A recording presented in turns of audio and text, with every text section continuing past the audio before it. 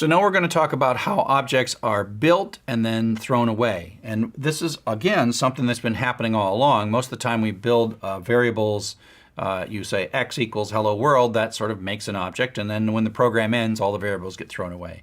Sometimes you can be a little more explicit. We have terms that we use to describe this. We call it constructor or construction, of taking the template, which is like a pattern, and then building it. And then that's construction, and then throwing that away and making the memory available for the rest of the program is the moment of destruction. If you say x equals hello world, you've constructed a string and put it into x. If you say x equals 12, you construct a 12 and put that in x, but you also have thrown away the hello world that was in there before. So destructors kind of happen as we reuse variables or as the program ends. So, and as our objects get a little more complex, the primary purpose of the constructor is set up initial values. And this has to do with the fact that outside the object, you just say, make me one of these things, make me a party animal. But inside party animal, it may need some data, and it may need that data to be set to 0 or something, who knows what. It's initial, but it's something that the moment of construction, outside we say, hey, construct me one of these things, and inside we say, oh, hang on, I've got all these little things I got to get right before this object's actually going to work. Because think of objects as like small programs that we're like sending stuff into, almost like little mini applications that we got an API to talk to, except it's really tiny and it's just really part of our program. So the way this works is the constructor and destructor are specially named methods. And so in this case, we make party animal, and so far this part's the same and this part's the same, but we have an underscore init, and passing in self, which is that passes the instance of this particular one once it's constructed. And all we're going to do is print out that I'm constructed. This is the same, and then underscore del is when that thing is thrown away. And so it's going to say I'm destructed and print out the current value of x for that particular instance. So it comes through here. It has a template. So it's the same as the one we've been doing. And now we're going to construct. So we're saying construct me a party animal. You know the template because I told it to you. We're not passing any data into the constructor. Eventually that will come in as additional parameters. Make me one of these things, and then it's sitting here. It's got a little x in it. It's got this underscore init. It's got this party, and it's got an underscore del. That's an object now, and that comes into an. And now we're going to call the party method, and that runs and adds 1 to self. But at the moment of construction, it prints out this construction message. Then at the moment of calling that method, it says so far 1, and then so far 2. Now this is kind of like inside this there's an x that's got 1, and then when it changes to 2, we out here have no responsibility for this x. The person who built this had made the x, and we just get one for free because it's part of the template.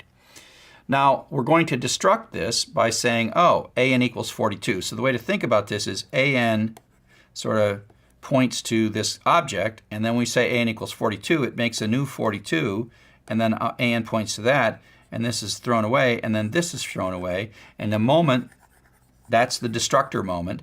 And so in this line of code, it's going to say, before we throw this away, you've got a registered destructor, call the destructor. So in this line of code, you see the end, the last thing that comes out of this object is I am being destructed and my last value of x was 2. And so then this is thrown away and can be reused, and then 42 is there, and then we print out an contains 42. So the end of the program, this doesn't have a destructor because we don't have a print statement inside of an integer class because we didn't make the integer class, but all things are destructed at the end too. And so if there was a thing, you could see a destructed message after the end of the program, because that's where all the objects eventually are thrown away and put back so that the memory is available for other things. So the constructor is the moment we ask to say, make me one of these things, and the destructor is if you reassign the variable or if the program ends, then all the destructors get called. So the constructor is a special block of statements that are called at the moment of object creation.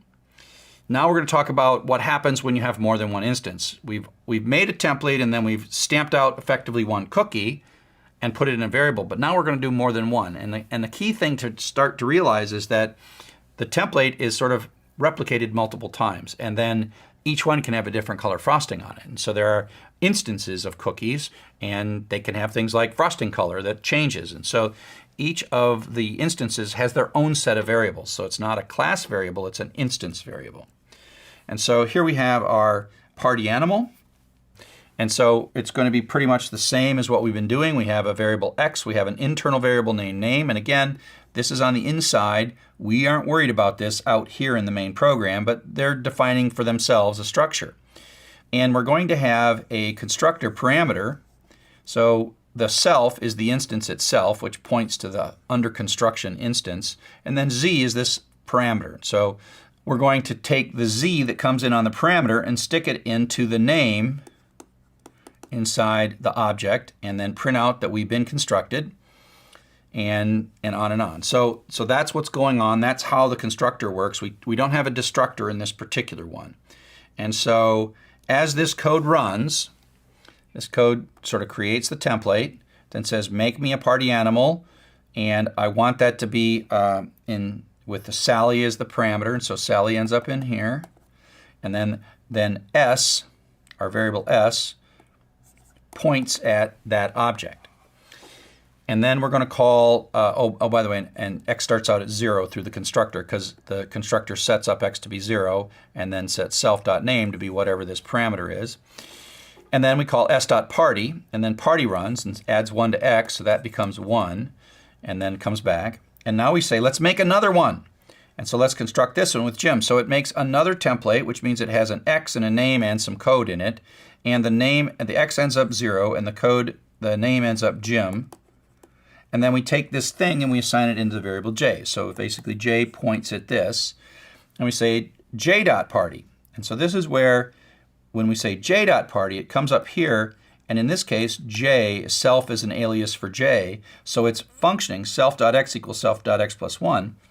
That means this one is going to go to 1, because this is the j one, and that's what self means for now. So temporarily, self points at j, and then it prints out self.name party count equals, away we go, and that says this will be Jim, and that'll be 1.